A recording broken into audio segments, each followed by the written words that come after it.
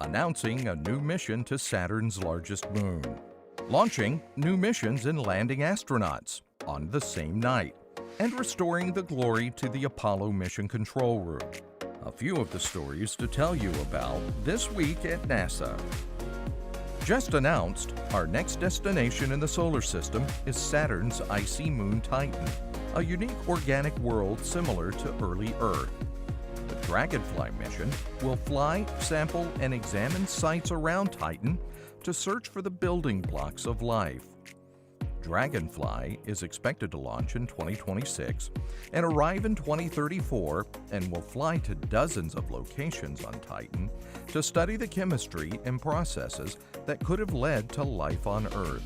Dragonfly is part of the New Frontiers program that also brought us missions that explored Jupiter, Pluto, and the asteroid Bennu, all as part of our ongoing planetary exploration. NASA astronaut Anne McClain is back on Earth after more than 6 months of science and 4 spacewalks aboard the International Space Station.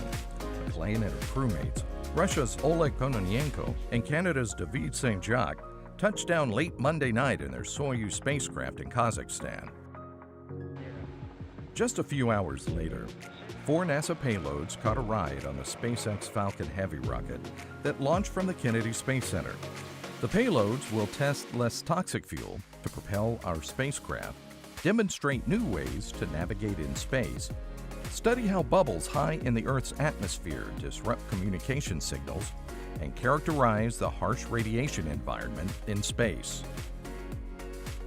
The historic Apollo Mission Operations Control Room, or MOCR, at our Johnson Space Center in Houston is now restored to its Apollo 11 era appearance, so that future visitors will see the room exactly as it was when an unparalleled team of experts landed the first humans on the moon 50 years ago. We're going to cut this ribbon, remembering the history, but we're also going to do it not just honoring the people who got us to the moon the first time.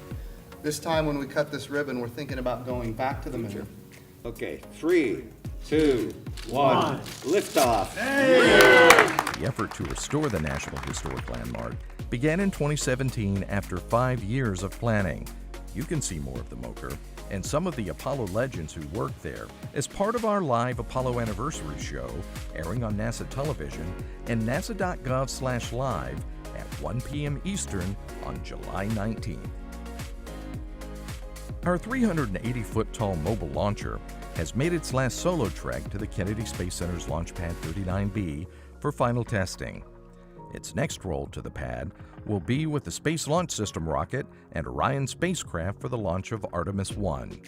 The first in a series of missions, the uncrewed Artemis 1 flight will test SLS and Orion as an integrated system as we prepare to return astronauts to the moon and eventually go to Mars. How will your packages ship, or well, fly to you in the future? Flying through downtown Reno, Nevada, we tested unmanned aircraft systems, or UAS capabilities. The test focused on operations in higher density urban areas for future flights, such as news gathering and package delivery. That's what's up this week at NASA. For more on these and other stories, follow us on the web at nasa.gov/twan.